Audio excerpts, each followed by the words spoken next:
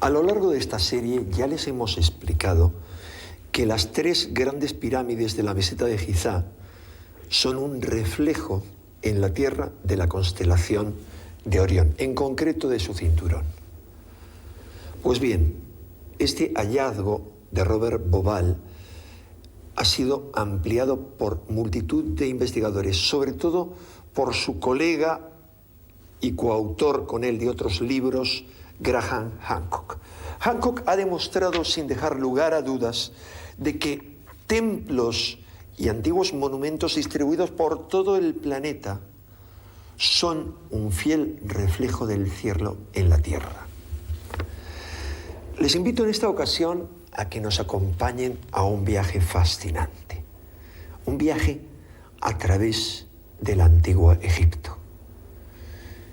Esa tierra maravillosa a la que yo considero mi patria espiritual.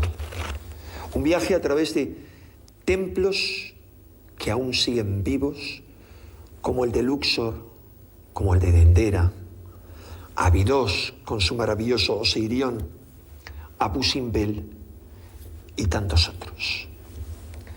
Templos que cada uno de ellos tiene una finalidad concreta, pero que ante todo son el recuerdo que nos ha quedado de esa antigua sabiduría egipcia.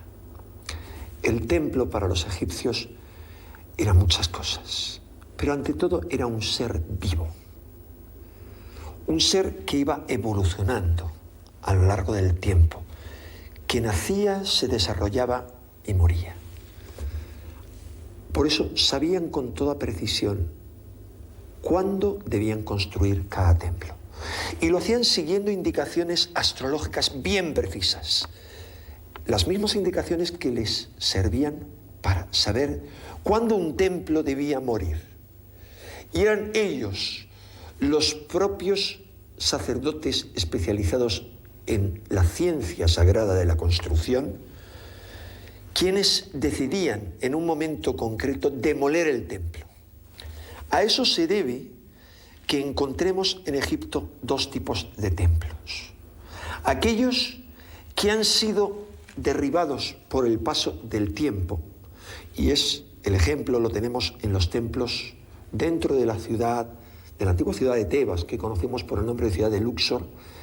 Son los templos de Luxor y el conjunto de templos de Karnak, donde vemos por un lado hoy la mayor parte de los restos, pero si examinamos grabados de cuando Napoleón llegó allí o fotografías de hace más de un siglo, vemos que había muchas más piedras, es decir, que con los restos que nos quedaban casi podíamos reconstruir el templo.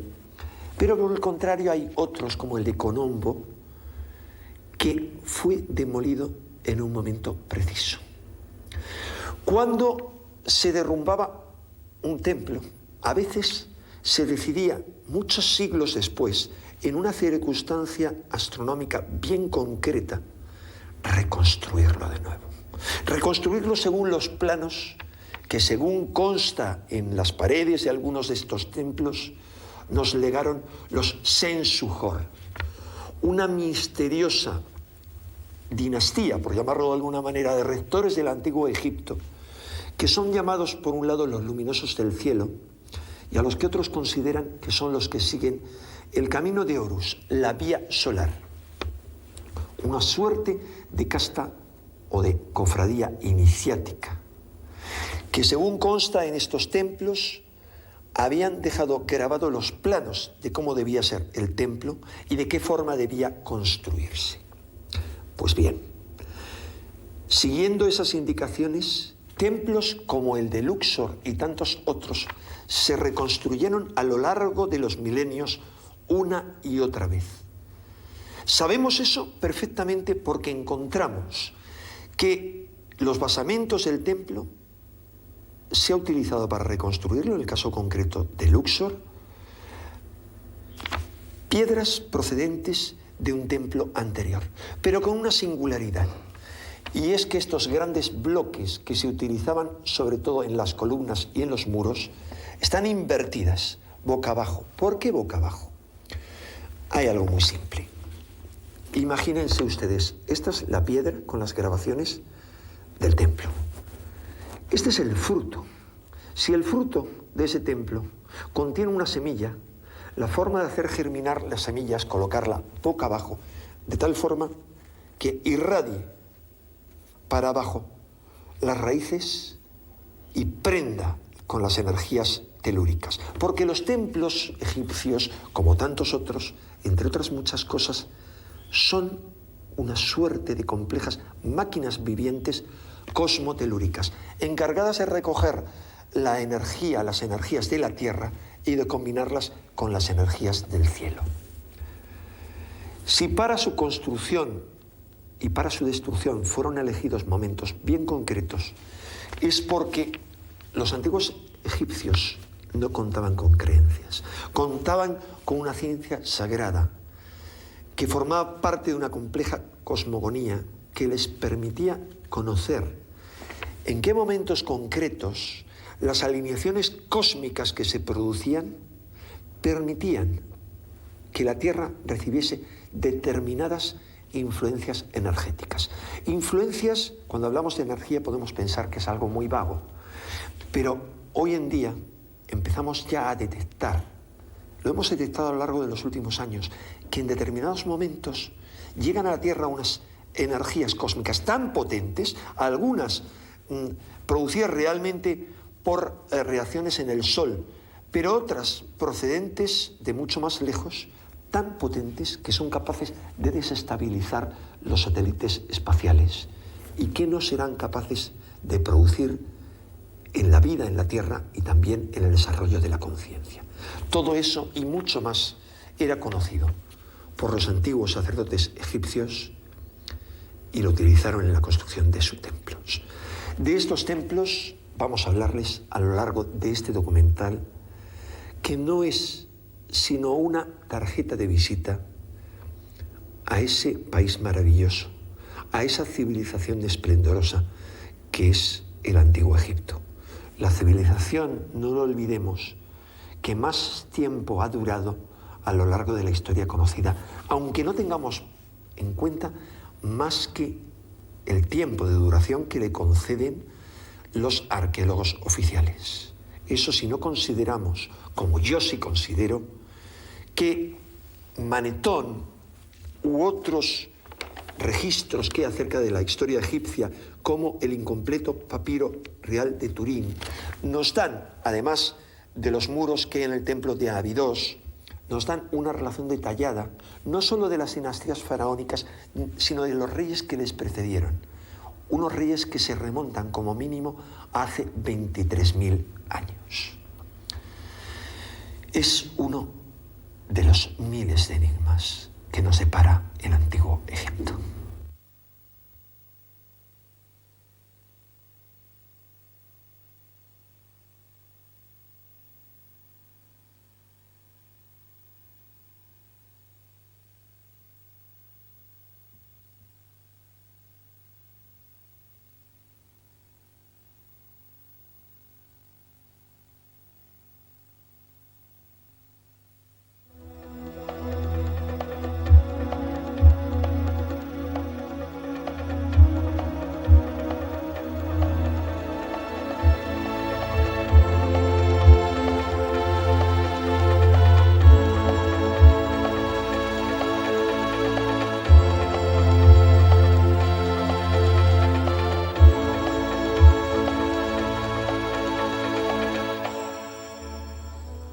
En un principio, Nun, el océano primordial, guardaba en su regazo el adetargado espíritu diluido de Atum, el no engendrado, aquel que existe por sí mismo. Pero Atum tomó conciencia. El principio eterno y absoluto se masturbó dando origen a la colina primordial sobre la que se manifestó Ra. Luego nacieron Tefnut, la diosa del fuego, Shu, el dios del aire, Nut, la diosa del cielo, y Hep, el dios de la tierra. El cielo y la tierra, Nut y Hep, se unieron para concebir a Osiris, Isis, Set y Neftis. Del matrimonio entre Osiris e Isis nació Horus, de quien los antiguos egipcios creían ser sus descendientes. La creación se había consumado. Cada elemento nacido gozaba de la misma procedencia, la unidad que se desmembró. Los egipcios siempre creyeron que su origen no era terrestre sino estelar y que cada manifestación era simplemente la parte de un todo. El principio de la vida residía en el cosmos, por tanto el embrión humano sería anterior a nuestro planeta. La vida individual era solo una consecuencia de lo que fue engendrado en el tiempo primero. El ser humano entendió su nacimiento como una auténtica catástrofe. Abandonar el líquido prenatal, como lo fue salir de las aguas primordiales de Nun, significaba abandonar el paraíso, la protección de la madre. La vida fuera del Edén era inhóspita y estaba llena de peligros, por lo que la voluntad sagrada que marcara todos sus propósitos debería ser la de volver a su origen, religarse con el todo, reintegrarse con la unidad. Una de las cosas que distinguía a las culturas y civilizaciones antiguas de nosotros es que el hombre es un ser espiritual, el hombre es un ser religioso, desde que nace hasta que muere, lo queramos o no, porque vamos en búsqueda de esa unidad perdida que tenemos desde el mismo momento que nos cortan el cordón umbilical y nos sueltan por ahí, somos bichitos solos. Y esa búsqueda de unión, de unidad, de sentirnos solos y querer formar parte del todo, es inherente al ser humano. La religiosidad y la espiritualidad lo es también. De hecho, las primeras religiones de todas las culturas y grandes civilizaciones que nos precedieron fueron cultos astrales. Es decir, el ser humano se fija en que el paso del sol le da la luz, le aporta calor, le aporta vida. Cuando el sol se esconde es de noche y tiene que irse a dormir y ya no hay vida y ya no hay lo mismo, ¿no? Esta observación de los astros lo que hace es decir, vale, yo tengo que vivir a merced de los astros o en función del ritmo que me marcan los astros. Y por tanto los astros para mí son todo, guían mi vida, guían mi existencia, son importantísimos para mi vida, entonces tengo que observarlos, tengo que aprender de ellos o tengo que aprehender lo que pueda de ellos, ¿no? Y surge las primeras religiones como cultos astrales, como adorar al sol, adorar a la luna, etc. Y surge también el pensamiento mágico, es decir, el pensamiento por analogía. Si el sol se oculta todas las tardes, pero al día siguiente sale, es que hay una muerte y una regeneración. Yo podré hacer lo mismo. Entonces, de hecho, el culto a los muertos, el embalsamamiento y todos estos procedimientos que hacían las culturas antiguas es un producto de este pensamiento analógico, de este pensamiento mágico, de pensar que si el sol muere y nace cada día, ellos pueden morir y renacer un día, ¿no? De este concepto surgió la religión, donde el objetivo principal sería que todo lo que vive debe divinizarse. Si es cierto que viviremos para siempre, también parece cierto que siempre hemos vivido. Por ello, la búsqueda espiritual no se concibe como la intención de conseguir algo ajeno, sino que tendería a recuperar lo que tuvimos y perdimos. Una idea compartida de una u otra forma por todas las religiones, pero que en el antiguo Egipto se concretó en un constante vínculo entre lo material y lo espiritual, entre la ciencia y la consciencia, entre el conocimiento y las percepciones. Si al principio la creación siguió un plan preciso, solo con la utilización de elementos sagrados se podría regresar al origen. El universo está regido por una serie de leyes. La aplicación de estas en la Tierra implicaría ser cómplices del pulso silencioso que late en todo el universo, de la unidad cósmica que subyace en toda la creación. La religión egipcia, como ninguna otra, aplicó los motivos cósmicos no solo al talante espiritual de cada uno de sus miembros, sino que cada concreción material estaba sujeta a una arquitectura sagrada. Esta es la llave que permitía abrir una especie de puerta dimensional que unía lo divino con lo humano. Lo que sí puede considerarse seguro cuando uno estudia, analiza la precisión con que ellos conseguían articular este reflejo en la tierra de los cielos, es que hay algo que no encaja. No estamos ante una civilización primitiva en sus orígenes que hace tanteos. Estamos ante un conocimiento muy detallado, muy preciso del cielo y de los cambios en el cielo, que implica anotaciones y observaciones rigurosas a lo largo de muchísimas generaciones, a lo largo de milenios probablemente. O sea, el Egipto que ha llegado hasta nosotros tiene detrás un Egipto desconocido, misterioso, que es lo único que puede explicar el legado que esta gente, este legado tan preciso que permite, digamos, deducir que conocía la precesión de los equinoccios o el ciclo de Sirio de 1400 y tantos años, y que lo conocían con mucha precisión, ¿no? Muy pocas personas han podido ver lo que ustedes están contemplando. Es un recinto cerrado a los turistas. No tiene representaciones ni jeroglíficos. Son las cámaras de un monumento milenario, el templo del Valle de la Pirámide de Kefren, situado junto a la Gran Esfinge.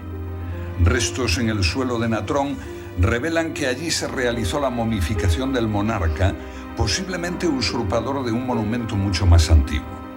Pero también que a lo largo de miles de años sus nichos fueron depositarios de innumerables egipcios que quisieron unirse a Osiris en el campo de los juncos. No sería, por tanto, como nos cuentan, el mausoleo de un faraón, ni que los ritos allí celebrados estuvieron particularmente dirigidos a las ceremonias de exequias del monarca. Estaríamos ante una construcción social elevada sobre un lugar mágico, diseñado con las proporciones sagradas y encaminado a manejar las energías con que las leyes sutiles del cosmos empapan todo lo visible y lo invisible. Los templos egipcios no eran construidos al azar por la voluntad política de los diferentes faraones.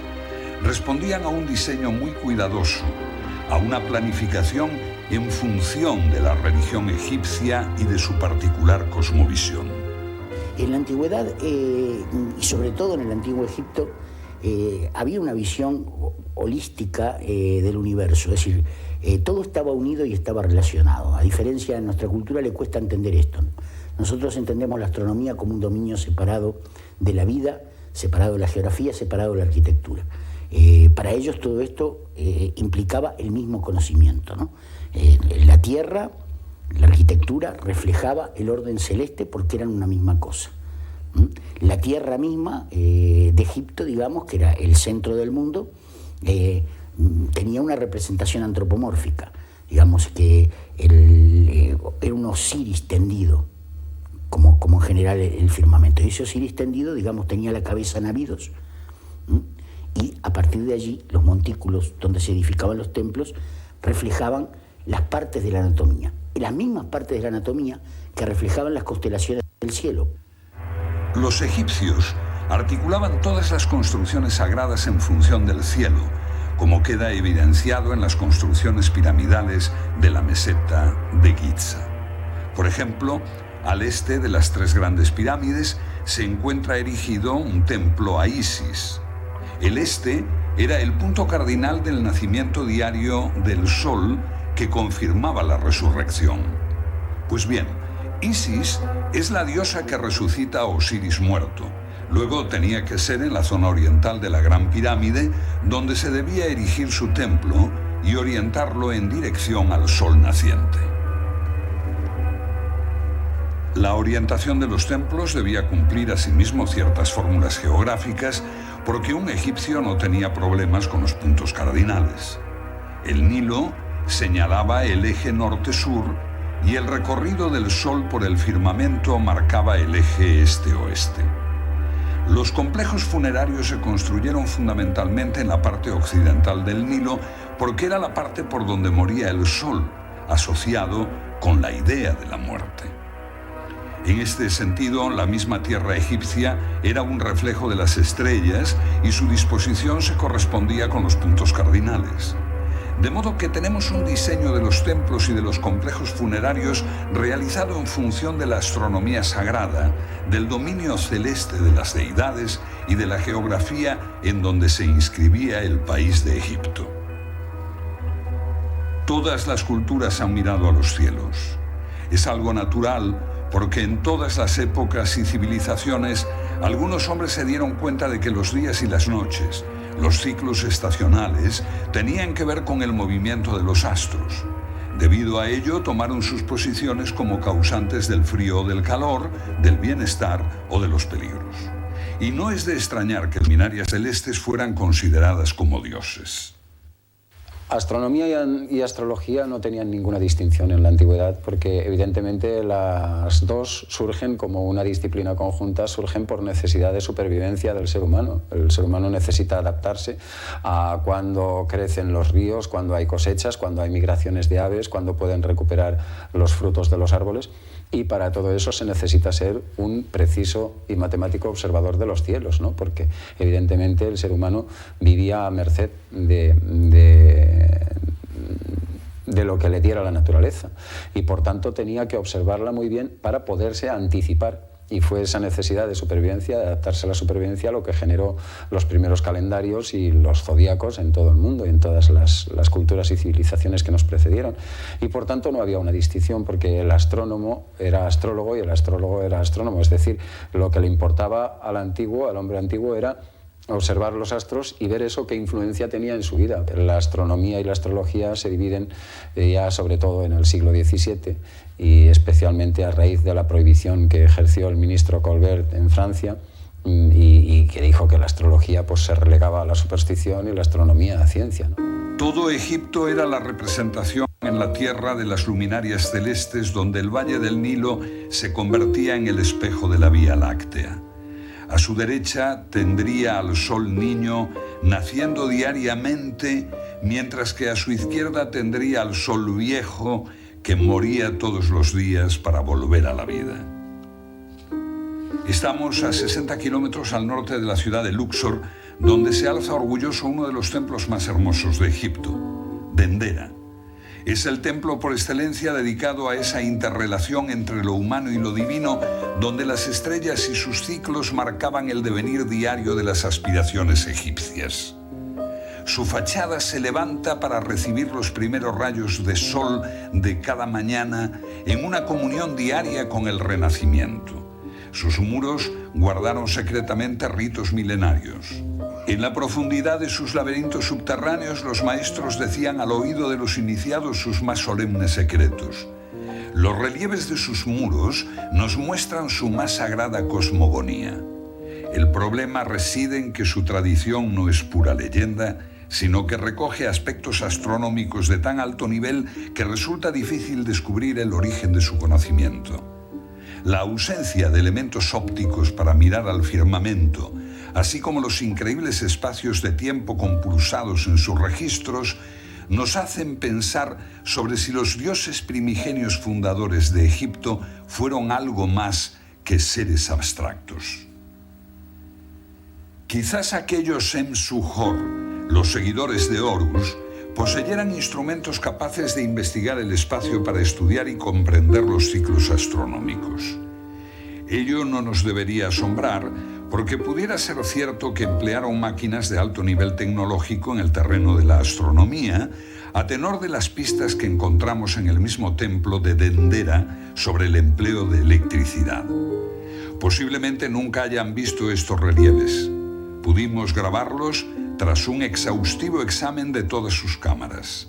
Son las famosas bombillas de Dendera, pero esta vez en color.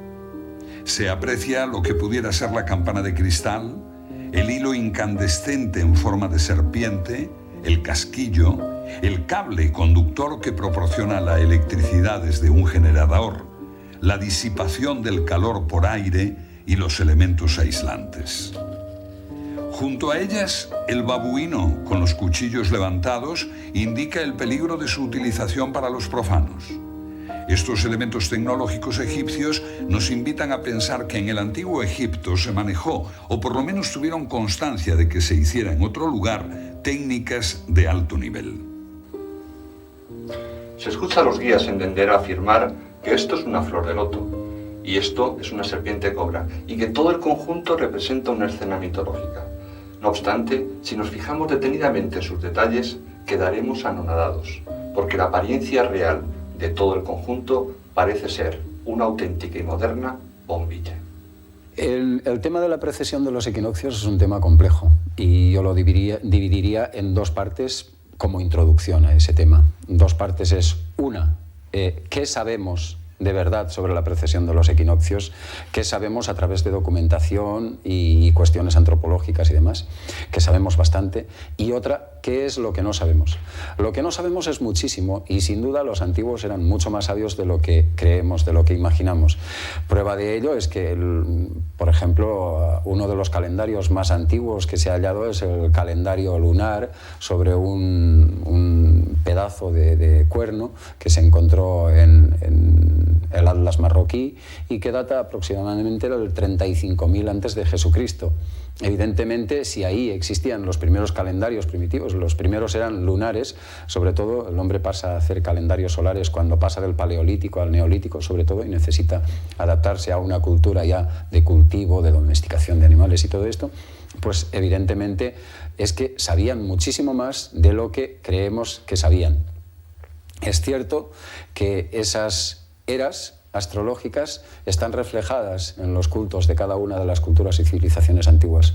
No tenemos datos, sin embargo, objetivos que permitan decir, mira cómo por esto ellos conocían esta era o conocían la precesión de los equinoccios. Sin embargo, sí que hay muchos datos así que permiten pensar que los tenían, esos conocimientos, aunque no se sepa realmente que los tenían. Y es muy probable que los tuvieran porque hay gran parte del conocimiento antiguo que no se sabe cuándo llegó y por qué lo tenían, ni cómo les llegó. Pero no lo sabemos objetivamente. Lo que pasa que es cierto que el culto al cordero, el culto al toro, marca una etapa que va en consonancia precisamente con cada una de las eras. Esto es, o la etapa de Piscis con Jesucristo, el pan y los peces, efectivamente. Todas estas cuestiones marcan una consonancia total con lo que son el cambio de eras astrológicas. Algo verdaderamente muy difícil de entender y de saber cómo podían saberlo esas civilizaciones primitivas, puesto que hay que tener un conocimiento no solo muy profundo, sino muy amplio de muchísimos años, puesto que estamos hablando de un ciclo que dura unos 25.000 años aproximadamente, el conocido año platónico también, como se le conoce en algunos sitios, y entonces para conocer esa precesión de los equinoccios, para conocer que hay un desplazamiento de la estrella polar, que una vez la marca la estrella Tuban o el Alfa Draconis, que es lo mismo, y otras veces la marca la polar, como ahora, tienen que pasar muchísimos miles de años en la humanidad para que un buen observador se dé cuenta de que esa precesión existe. Entonces, ¿cuándo llegaron a descubrir eso los antiguos? Si es que sabían que ese cambio, que ese cambio de eras, que esa precesión de los equinoccios, que es lo mismo, existía. Y esto es algo que no sabemos y que continúa en el enigma y a saber por cuánto tiempo continuará, a lo mejor para siempre o nunca llegamos a descubrirlo, ¿no? El horóscopo de Dendera marca la división del firmamento en las 12 casas zodiacales. Ello implica necesariamente el conocimiento de la precesión de los equinoccios y el ciclo circular que realiza nuestro eje terráqueo durante casi 26.000 años. En el zodíaco podemos apreciar cómo todo el globo celeste está sustentado por 4 personajes femeninos que representan las estaciones. Cada cuadrante se apoya en 2 figuras de Horus que lo dividen en los 3 meses.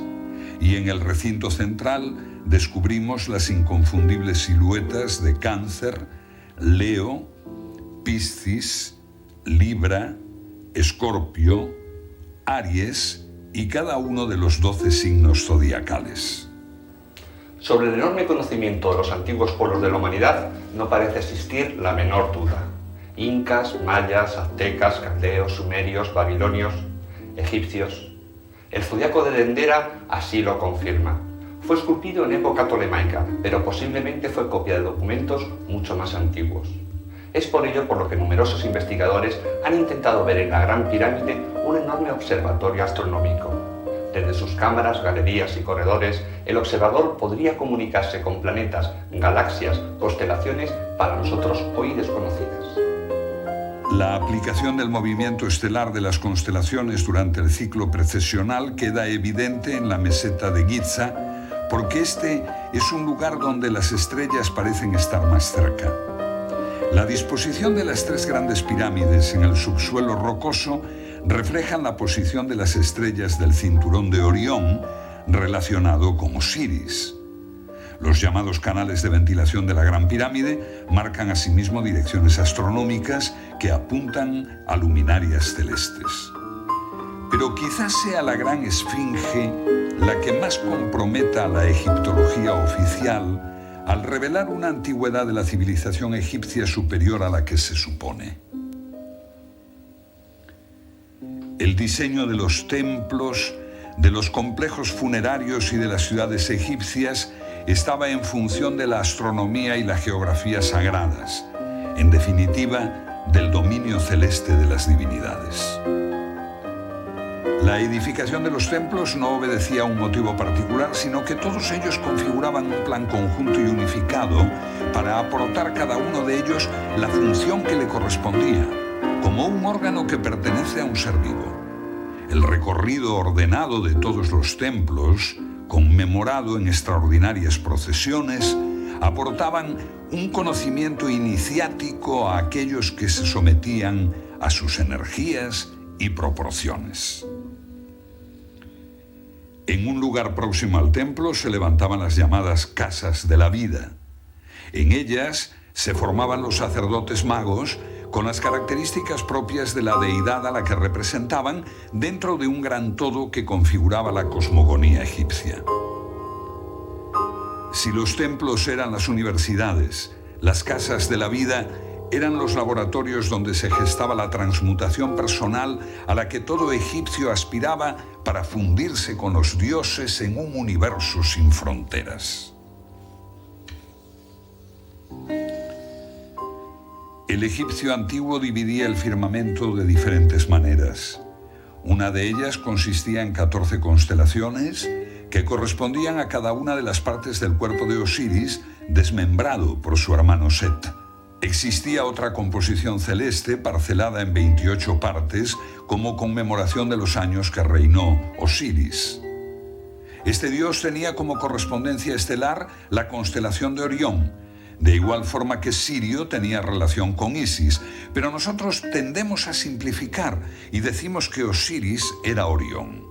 Los diferentes dioses señalaban aspectos, funciones y maneras que tenía de manifestarse el gran dios, de tal forma que el cielo podía dividirse en esas mismas funciones. Por ello nos encontramos con que Horus, que se asimila como Horus de oro con el Sol, también se identifica con el planeta Marte como Horus el Rojo. Los egipcios no eran tan ingenuos como para pensar que una estrella era un dios, sino que tenían un pensamiento simbólico muy complejo y que naturalmente era antropomórfico. El egipcio, cuando se colocaba de cara al sur, se situaba frente a la tierra sagrada, a la tierra de los dioses. Las estrellas que nunca se ponían, llamadas las indestructibles, representaban la vida eterna y se correspondían con las de las deidades que se muestran de forma permanente. Los dioses humanos, como Osiris e Isis, eran constelaciones y estrellas que salían y se ponían en el horizonte, correspondiéndose con el ciclo de la vida y la muerte. Como asegura la tabla Esmeralda, que recoge posteriormente los aspectos más sagrados de la religión, de la ciencia sagrada egipcia, al igual que es arriba, es abajo. La Tierra es un espejo del cosmos y cada uno de los elementos del cielo buscan su reflejo sobre la superficie de nuestro planeta. Este planteamiento se convierte en uno de los sentimientos más profundos. El egipcio consideraba que el universo tendía al desorden, al caos, a la entropía, al deterioro de la energía. Para contrarrestar eso, la religión debía generar una fuerza opuesta. Y esa fuerza contraria, mágica y sagrada, es lo que explica toda la liturgia celebrada a lo largo del Nilo. El faraón, como gran sacerdote, oficiaba las ceremonias para recrear lo que llamaban el tiempo primero, el oficio de los dioses para crear la vida y restaurar, mediante las fórmulas secretas que conocían los sacerdotes, el equilibrio de lo celeste y lo terrestre. Una de sus representaciones mitológicas nos muestra a Ra luchando en el mundo de la oscuridad contra la serpiente Apophis, a la que vence. De la misma manera, para volver a nacer a la luz, el hombre lucha contra los instintos para convertirse en ser cósmico y de luz. Esa energía es la que le permite integrarse con los dioses, de quienes se emana y a quienes reencuentra. Los templos y los monumentos sagrados estaban pensados para perdurar, a diferencia de lo que eran las viviendas, que estaban construidas en adobe o en materiales perecederos. Algunos investigadores heterodoxos, además de iniciados, como Svaler de Lubick, han planteado una hipótesis que sostiene que los templos egipcios se concebían como organismos vivientes. No solo se construían en momentos astrológicos bien precisos, sino que también se desmontaban para adecuarlos a una nueva configuración celeste. Por tanto, los templos cambiaban en función de las transformaciones que se producían en el cielo. Entender el pensamiento de los antiguos en general y de los egipcios en particular hoy nos resulta difícil. La diferencia fundamental es que nuestra cultura no solo está desacralizada, sino que además tiende a cosificarlo todo. Al contrario que para nosotros, ellos concebían todo como seres vivientes. El mundo era un ser viviente. Y no solo vivía el hombre o los animales, lo que hoy consideramos los seres vivos.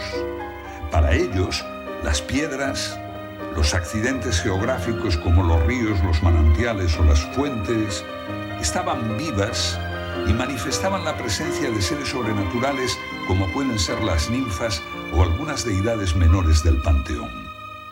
En Egipto, por ejemplo, el Nilo se representaba con un dios andrógino. La montaña o la piedra también son elementos vivos. Sobre esta base podemos entender la teurgia de los egipcios, esa técnica mágica que permite dar vida a elementos de estructura mineral como las estatuas. Por decirlo en nuestros términos, la teurgia les permitía captar espíritus y después encerrarlos en las estatuas para animarlas y darles vida. En el siglo IV después de Cristo, Jámbrico y los neoplatónicos recogen muchas de estas ideas y aplican las técnicas egipcias con los mismos propósitos. Esta idea también la encontramos en la América precolombina, al igual que otros elementos propios de la civilización egipcia, como la importancia de Orión y de la Vía Láctea, la forma piramidal para erigir sus templos, la arquitectura sagrada ligada al cielo y sobre todo este concepto de mundo animado. La tierra está viva y vivos están todos los elementos que la constituyen. El hombre vive inmerso en una realidad sagrada, una idea que no se corresponde con la nuestra de separación del espacio sagrado del profano. Si bien existía un espacio sagrado muy concreto, el templo, esto no implicaba que el resto del mundo no fuera también sagrado.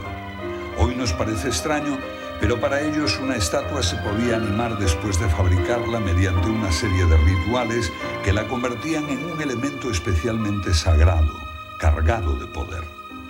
Este concepto no es la idea simplista de un ídolo. Nuestra cultura judeocristiana habla de idolatría, pero los antiguos egipcios no eran seres primitivos salvajes que adoraban piedras. Había ritos especiales para cargar la piedra, para animarla como una manifestación concreta y sensible de una determinada divinidad. En esta cultura todo conocimiento sagrado se codifica y es secreto solo para iniciados. Pero hay datos suficientes como para saber que había un desarrollo alquímico que podemos considerar como precursor de la química moderna, y esta tradición pasó a las culturas posteriores. Pasó a los árabes y llegó a Europa a través de la tradición hermética que recoge el Egipto tardío. Es el gran legado que recoge la alquimia europea, que culmina en Paracelso y de la que nace la farmacia y la química moderna.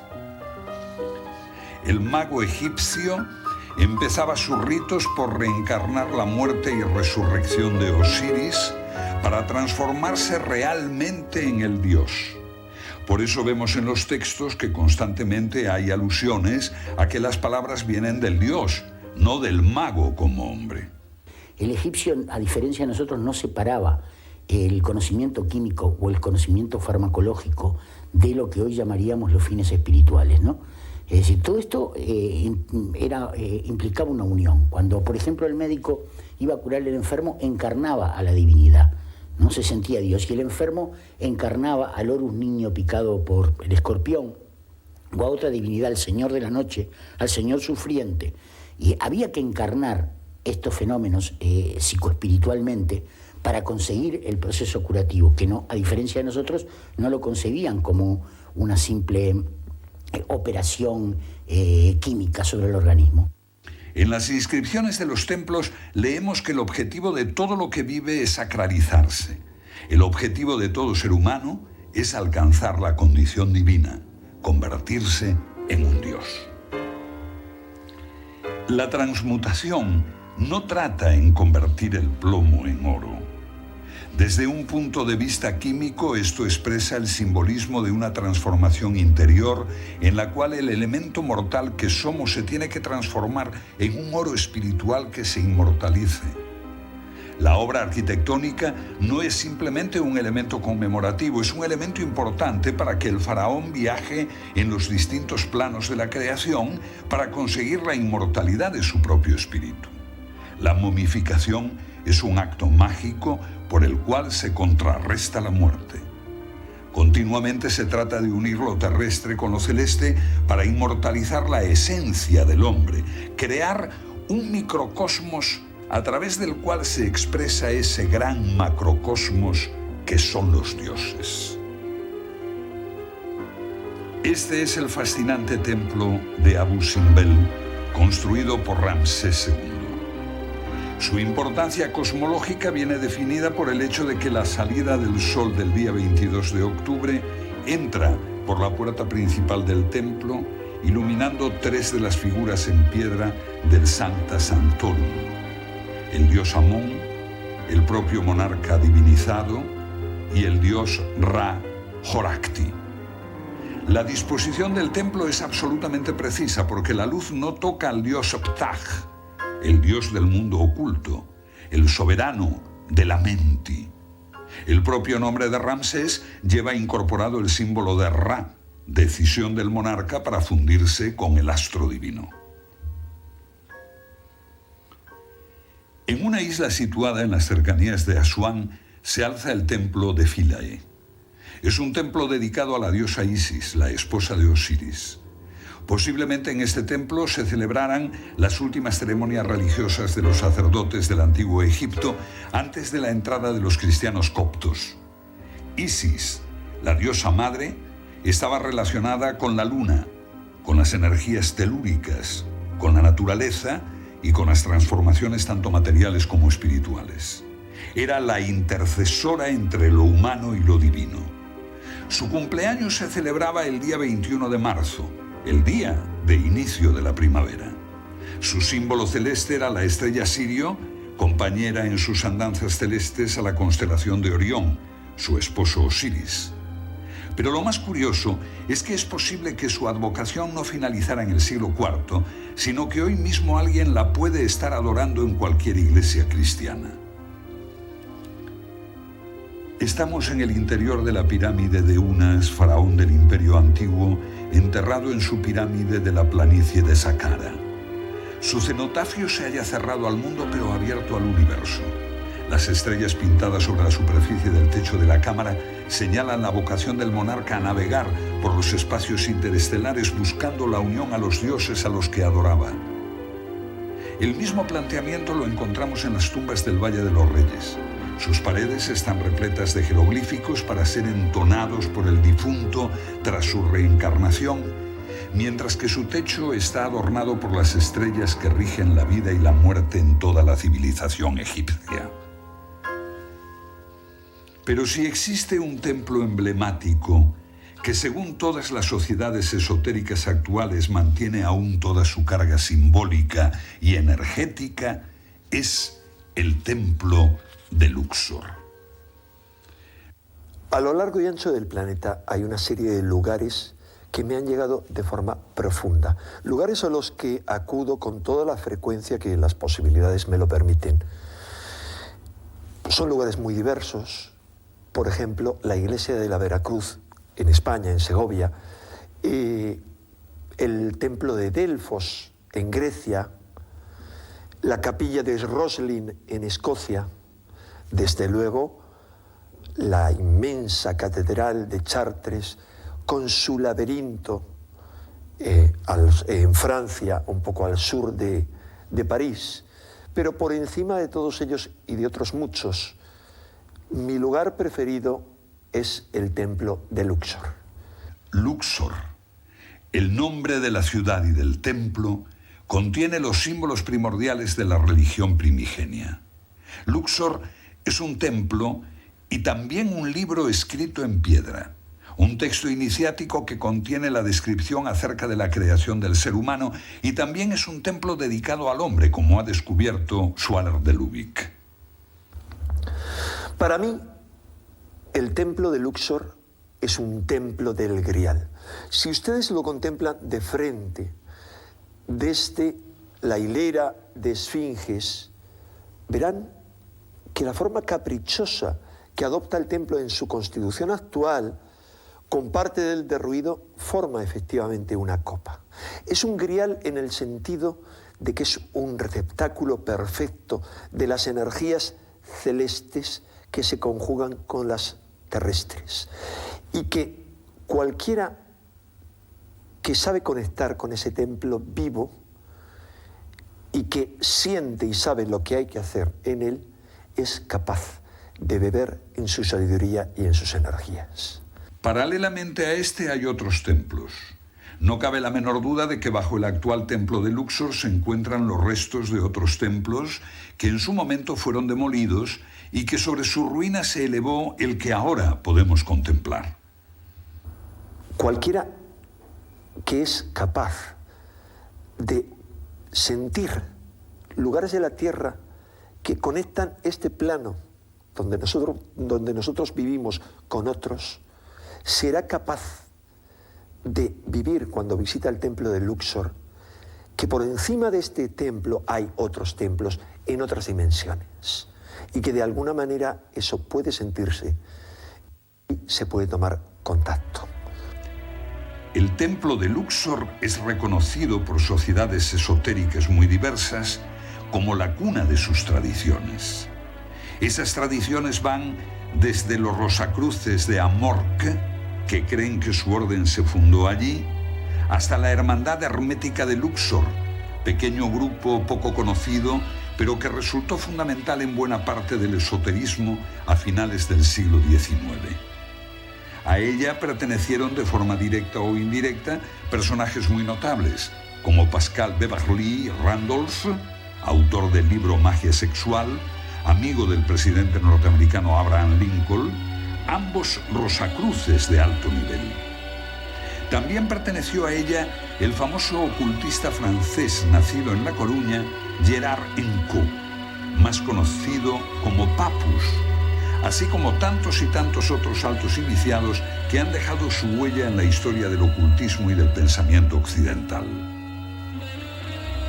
El maestro de la Hermandad Hermética de Luxor fue el doctor Max Theon, que entre otras muchas cosas fue el maestro que guió en su juventud a Madre, la pareja de Isorría Urobindo, quienes desarrollaron el yoga de las células, preparando la mutación celular que culminara, según ellos, con el nacimiento de una nueva especie.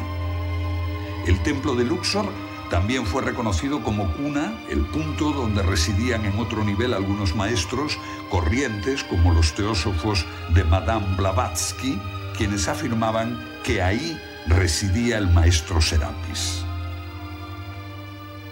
El templo de Luxor a simple vista parece desordenado porque no es algo rectilíneo, sino que su avenida principal se encuentra acodada. Sin embargo, cuando se estudia en profundidad, como lo ha hecho Schwaller de Lubick y otros arquitectos ingleses durante 15 años, la totalidad del templo está trazado sobre 3 ejes diferentes pero muy precisos. Y hasta la última piedra, El último muro, hasta la última columna, está alineado teniendo en cuenta esos 3 ejes. 2 de esos ejes eran visibles hasta hace poco, apenas 15 años. Ahora, la gravilla que cubre el suelo tras la remodelación hace imposible las líneas marcadas en el suelo y que marcaban las direcciones sagradas. Hay un tercer eje que es invisible, pero que se aprecia claramente cuando se mira el plano general del trazado del templo. Luxor es un templo dedicado al conocimiento del hombre y de hecho sobre su plano está inscrito el cuerpo de un hombre, pudiéndose ver cómo cada una de sus partes corporales coinciden con cámaras, patios y salas hipóstilas. Sualler de Lubeck es uno de los grandes iniciados del siglo XX. De hecho, cuando estudiamos a fondo la vida de ese misterioso alquimista, Fulcanelli, que escribió libros fundamentales como El misterio de las catedrales y Las moradas filosofales, vemos que dedica estos libros a la hermandad hermética de Luxor. Si Sualler de Lubeck no era el personaje que se escondía tras Fulcanelli, al menos era uno de los distintos elementos que colectivamente firmaron esas grandes obras. La pista la encontramos en uno de los textos de Las moradas filosofales que descubrimos que fue publicado originalmente por Sualler de Lubeck. De hecho, sabemos también que él financió durante mucho tiempo las investigaciones que un personaje, un pintor al que se identifica con Fulcanelli, realizó con sustancias químicas para intentar conseguir una pintura similar a aquellas con las que se realizaron las vidrieras de la Catedral de Chartres. Para Sualler de Lubeck, el templo de Luxor es el Partenón egipcio. Con esto nos está diciendo de alguna manera que 1500 años antes de que fueran descubiertos por los antiguos griegos, el conocimiento de la armonía y de la proporción ya existía en el antiguo Egipto. Ahí tenemos con toda claridad la proporción áurea, al igual que está en la Gran Pirámide de Giza. No olvidemos que la civilización griega es hija del antiguo Egipto. Todos sus grandes hombres, desde sus filósofos a sus científicos, pasando por sus grandes estadistas, tuvieron maestros egipcios y fue de hecho una de las semillas que Egipto plantó para que se perpetuara y se transformara esa antigua sabiduría de la que Egipto a su vez era heredero. Egipto es un todo orgánico. Cada aspecto de su civilización es como un órgano dentro de un cuerpo vivo. Y en ese sentido, tanto el templo de Luxor como los otros forman un elemento básico de ese ser viviente que es la antigua civilización egipcia. Sus templos funcionan como seres vivos. De hecho, nacen, crecen y mueren. El templo de Luxor incorpora la ciencia sagrada del antiguo Egipto en todos sus aspectos. Desde la astronomía a la magia, pasando por la astrología, las matemáticas, la medicina, el simbolismo, la alquimia. E incluso en sus paredes podemos descubrir, si somos capaces de verlo, prácticas iniciáticas muy concretas, gestos, mudras y hasta ejercicios que podríamos denominar como una suerte de yoga egipcio. La planificación de este templo trasciende nuestras capacidades y resulta extraño a nuestra mentalidad porque hoy no somos capaces de comprenderlo, quizá porque el hombre moderno ha dejado aparte su esencia divina. Sobre sus muros se narra la historia de la creación del hombre, su desarrollo por etapas y su relación con el universo. El templo de Luxor nos demuestra claramente que el hombre es la esencia del universo encarnada en una forma física. No es un producto de ese universo, sino la plasmación de su esencia. El templo se construyó en varias fases siguiendo un plan muy preciso a lo largo de más de 1000 años. Pero esas partes no solo seguían un plan trazado desde el principio sobre esos 3 ejes, sino que además se debían realizar en momentos astronómicos bien precisos. No podemos comprender hoy a qué uso se destinaba el templo de Luxor, ni los por qué, ni los efectos que producía sobre la gente y que aún hoy produce cuando uno sabe situarse con la actitud, en el lugar y en el momento adecuados. Como dice la antigua sabiduría egipcia, como es arriba, es abajo, como es adentro, es afuera. Eso está claramente ejemplificado en este templo, que es un espejo del cielo, por un lado, y también del macrocosmos, pero de alguna manera también un reflejo del microcosmos, del ser humano. Ejemplos de cómo la forma del cuerpo humano está representado en las diferentes partes del templo son la glándula pineal, correspondiendo al Sancta Sanctorum del templo. En el lugar en que correspondería en el cuerpo humano el cordón umbilical, existe en el templo una inscripción que nos recuerda que ahí, en ese sitio, tiene lugar, entre otras muchas cosas, el nacimiento del rey faraón. En el lugar que corresponde a la boca están escritos todos los nombres de los Neterus, que son esa suerte de dioses que crean a través precisamente de la palabra.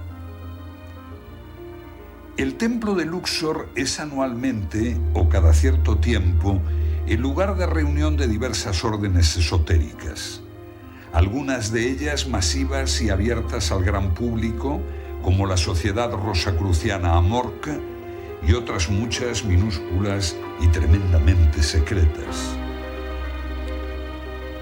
Por la enorme cantidad de estatuas que se han encontrado debajo del templo de Luxor, podemos vislumbrar parte de la magia celebrada entre sus muros. De alguna manera son como semillas que tienen una significación mágica. Formarían parte de ese proceso por el cual, cuando a un templo se le acaba la vida y está a punto de morir, no solo se derriba, sino que se hace un borrado de los relieves y las inscripciones. No se debe, como afirman algunos, a que los cristianos o los árabes mutilaran los rostros de las figuras representadas, sino que fue una eliminación deliberada y sistemática dentro de un ritual. Y de igual manera que se utilizan algunas piedras para conformar el templo siguiente, tal vez esas estatuas tengan un significado mágico como transmisoras de las experiencias del tiempo vivido.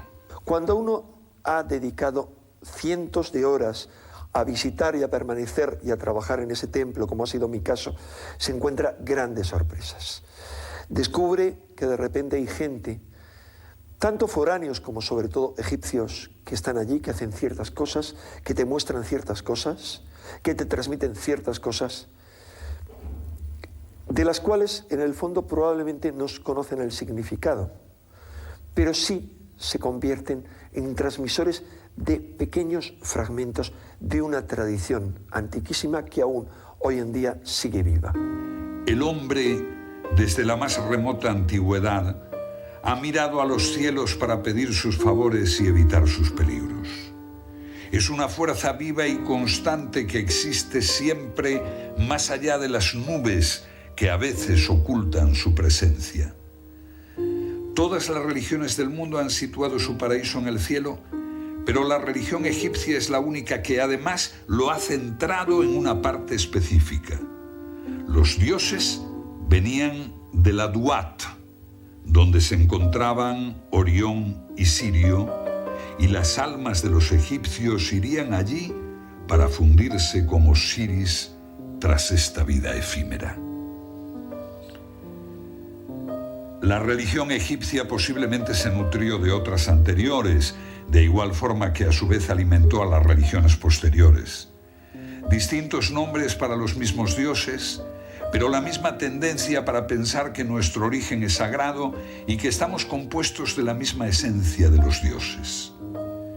El egipcio pensaba que la vida del hombre era fugaz, pero que las estrellas eran duraderas, desde siempre, para siempre. Ser una estrella significaba la inmortalidad, la misma que quisieron que tuvieran sus templos y sus dioses. Por ello, como nosotros, quisieron reflejarse en ellas. Hay un hermoso texto egipcio del Antiguo Egipto que yo creo que lo expresa de una manera muy profunda y además de una forma tan sabia que podría ser el gran modelo para el sentimiento religioso de nuestros días y de todos los tiempos. Y dice, todos los hombres ven un rostro de Dios y cada uno jura que ese es el único Dios verdadero. Sin embargo, todos se equivocan, porque todos los rostros de Dios son verdaderos.